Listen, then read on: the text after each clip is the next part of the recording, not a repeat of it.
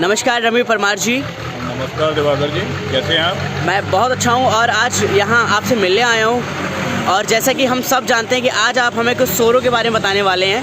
हाँ। तो आज कुछ व्यू। पहले तो हम आपको सोरों जी का एक सबसे मेन चीज़ जो है, सोरों जी का जो नारा है हमारा, जो हम अभिवादन के तौर पर जैसे आप नमस्कार करते हो, हम करते हैं गंगे हर। तो आपसे कहना चाहेंगे गंगे हर। जी, गंगे हर, बहुत बहुत गंगे हर। और यहाँ की कितनी सुंदर और सुशील जगह है, और वैसे ही आप खुद हैं। तो मैं इसके बारे में कुछ जानता नहीं हूँ, पहली बार यहाँ आया हूँ, तो आप मुझे इसके बारे में कुछ बताएंगे?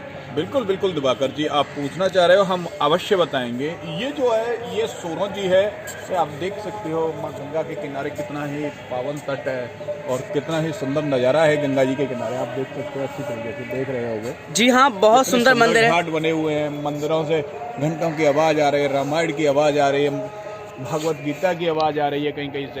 ये आपके कैमरे में भी आ रहा होगा। जी सर, तो बहुत ही आप देख सकते हो। तो ये सोरों जी बड़ी ही अति प्राचीन और बड़ी विशिष्ट जगह मानी गई है। अच्छा सर। विश्व में सबसे प्राचीनतम अगर तीर्थ स्थल है कहीं पे दिवाकर जी, जी सर, तो वो सोरों जी है। अरे बहुत इसी वजह से ये सोरों जी थोड़ी पिछड़ रही है। जी सर। केवल सरकारों के कुछ अभाव हैं कि सरकार इनकी तरफ ध्यान नहीं दे रही, क्योंकि ये बहुत पीछे का तीर्थ है, सबसे पुराना तीर्थ है, आदि तीर्थ है। अच्छा, जैसे हमने कभी सुना कि यहाँ कोई महापुरुष जी का भी जन्म हुआ है। हाँ हाँ, जिन्होंने भारत के लिए कुछ किया है। ये यहाँ के जो राजा है ना दिवाकर जी, यहाँ के राजा जो हैं, ये आप मंदिर देख सकते हो मेरे सामने। ये मंदिर है जो ये ध्वज जो जहाँ से हमें झंडा नजर आ रहा है। हाँ, हाँ, वो ध्वज जो फहरा रहा है, भगवा ध्वज जी, बहुत ही सुंदर दिखाई दे रहा है यहाँ से हमें पूरे। ये मंदिर है, यहाँ के जो सबसे बड़े देवता है, यहाँ के राजा हैं, महाराज हैं जी, क्षेत्राधीश महाराज जी, 12 भगवान। 12 भगवान। यहाँ की जो सरकार है, यहाँ का सब कुछ है, वो क्षेत्राधीश 12 भगवान है जी। यहाँ यही कृपा है इन्हीं की वजह से हम सब लोग हैं। यहाँ के राजा ये हैं, जैसे उज्जैन में कहा जाता है ना, वहाँ के राजा महाकाल हैं जी, वहाँ कोई भी राजा नहीं रोक सकता। इसी तरीके से यहाँ के राजा भी क्षेत्राधीश ये 12 भगवान, जैसे बनारस है। हाँ, और कई जगह वैसे ही ये वहाँ के बाबा काशी विश्वनाथ है, ऐसे यहाँ के जो हैं वो 12 भगवान जी। 12 भगवान के बारे में मैं बताना चाहूँगा आपको कि अष्टोक्ति 12 भगवान का जन्म जो है प्राचीनतम सतयुग के समय पे हुआ था जी सर। और जब हिरण्याकश्यप राक्षस जो था पृथ्वी को पाताल लोक के अंदर ले गया था जी सर। और पाताल लोक के अंदर ले जाने के बाद में वहाँ हिरण्याकश्यप राक्षस ने जब पृथ्वी को छुपाया था और उसके चारों तरफ, पाताल लोक के चारों तरफ गंदगी कर दी थी उसने जी सर। तो उस वक्त प्रभु को, नारायण को अवतार लेने की जरूरत पड़ी। कच्छ और मत्स्य के बाद में, कच्छ और मत्स्य के बाद सर, कच्छ और मत्स्य के बाद में जो अवतार हुआ जी सर, अवतार था इनका 12 भगवान का जी। 12 भगवान ने कच्छ और मत्स्य के बाद पृथ्वी पर जब पहला जो अवतार हुआ वो है 12 भगवान का। और 12 भगवान ने ही यहाँ पर अवतार लेने के बाद में उन्होंने सुअर का रूप धरा जी, क्योंकि गंदगी में कोई नहीं जाता, केवल एक ही जानवर जाता है, वो सुअर।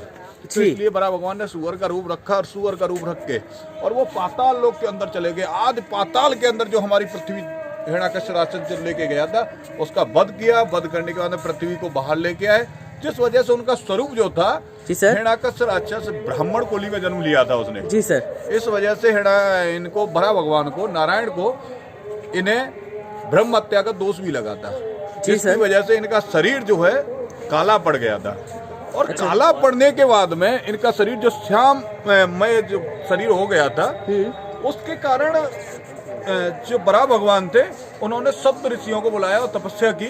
तो सप्त ऋषियों ने बताया कि आप जो है एकादशी को व्रत रखें जी, और द्वादशी के दिन माँ गंगा को, ये जो गंगा है यहाँ पे आप देख सकते हो, जिस कुंड के किनारे आप खड़े हुए हैं, बहुत सुंदर नजारा है ये गंगा, जो गंगा पुरानी है, यहाँ हमारे इतिहास में मानी जाती है 3 गंगा है जी। आदि गंगा, बूढ़ी गंगा जैसे कहते हैं जी, बृहद गंगा नाम आपने सुना होगा जी सर। बूढ़ी गंगा, वो दूसरे नंबर पर भागीरथी, जिसने भागीरथ ने तपस्या करने के बाद हम गंगा जी को लेके आए थे, शिव जी की जटाओं के द्वारा आई थी कासगंज में। हाँ, वो हर जगह गंगा जी जो है विश्व में 3 जगह है, 3 गंगाएं मानी जाती है। एक तो बूढ़ी गंगा, बृहद गंगा जी, और दूसरी है भागीरथी, और तीसरी सबसे अति प्राचीन है, वो है ये हर की पैड़ी पर। यहाँ भगवान बराह ने स्वयं माँ गंगा को अवतरित किया था और आकाश लोक से माँ गंगा को यहाँ सीधा बुलाया था। ये नाखूनों से बड़ा भगवान ने अपने नाखूनों से कुंड खोदा। कुंड खोदने के बाद में इसी में स्नान किया। स्नान करने के बाद में एकादशी का व्रत रखा। द्वादशी को उन्होंने ब्राह्मणों का भोज वगैरह करा के और जो कुछ था उन्होंने क्रियाक्रम करके फिर उन्होंने अपने शरीर का जो त्याग किया था वो यही नारायण भगवान ने इसी कुंड के अंदर अपने शरीर का त्याग किया था। सर मेरा एक सवाल आपसे है सर, जैसे कि यहाँ लोग बताते हैं कि यहाँ तुलसीदास जी का जन्म हुआ, क्या कुछ ऐसा सच आप मानते हैं? बिल्कुल बिल्कुल बिल्कुल। तो वही बात कहूँगा कि ये बड़ी पावन भूमि है। यहाँ तीनों गंगाएं मिलती हैं, आदि गंगा, बरहा गंगा और भागीरथी। अच्छा। और इस वजह से ये बड़ी ही तपोभूमि है। और तुलसीदास जी के बारे में, तुलसीदास जी तो अभी का इतिहास है, उससे पहले का नारायण का स्वयं का यहाँ से जुड़ा हुआ लगाव है। भगवान नारायण का जो सबसे परम धाम है वो तुम्हारा सोरोजी शुकर क्षेत्र है। शुकर क्षेत्र का मतलब होता है, शुकर माने आप जानते ही हो, शुकर रूप तो आपने देखा ही है। जी सर। तो शुकर क्षेत्र जहाँ तक ये पाए जाए, माना जाता है कि क्षेत्र हमारे देश के अंदर 5 क्षेत्र हैं, उनमें से एक क्षेत्र है हमारा ये शुकर क्षेत्र। शुकर क्षेत्र का मतलब जहाँ जहाँ ये शुगर जाति पाई जाती है वहाँ तक ये शुकर क्षेत्र माना जाता है। पर ऐसा कुछ नहीं है। मैं मानूंगा कि नारायण का जो रूप है वो शुकर के रूप में है, इस कारण ये शुकर क्षेत्र है। अच्छा, आज आपको इतिहास के बारे में बताएं। कुछ लोग राजापुर के लोग हैं। जी सर। हमारे उत्तर प्रदेश से ही, और हमारा लगाव है, ऐसी बात नहीं है, हम उन लोगों को बुरा मानते हैं, सही है। पर हकीकत वो लोग अभी कहीं गुमराह हो रहे हैं। उन लोगों को सही जानकारी नहीं, सही तत्वों के अभाव में है वो लोग। वो नहीं समझते कि तुलसीदास जी का जन्म कहाँ हुआ, क्योंकि तुलसीदास जी ने रामचरितमानस में एक चौपाई डाली थी, मैं सुनी राम कथा निज गुरु। तो उन्होंने जब बचपन में गुरु के मुख से राम कथा का जहाँ सुनी थी वो शुकर क्षेत्र उन्होंने खुद लिखा है रामायण में, अपने रामचरितमानस में उन्होंने खुद लिखा है। हाँ, ये था कि तुलसीदास जी का जन्म यहाँ हुआ। उन्होंने यहाँ पे दीक्षा ली, गुरु से शादी हुई। शादी होने के बाद में ये जो गंगा थी, यहाँ कभी गंगा बहती थी, इसके पीछे भी गंगा बहती थी, ये सीधी धारा थी। और ये आप पीछे देख सकते हो, ये जो है बदरिया गांव है। जी सर, पीछे यहाँ तो सामने देख पा रहे हैं। तो ये गंगा जो है ये कुंड के जैसे हर की पेड़ी में गंगा जी निकल के जा रही है हरिद्वार पे, ऐसे ही ये गंगा सीधी यही होके निकल के जाती थी सीधा चौके, मेन गंगा की धारा। और बदरिया उधर पड़ता था, सोरो इधर पड़ता था।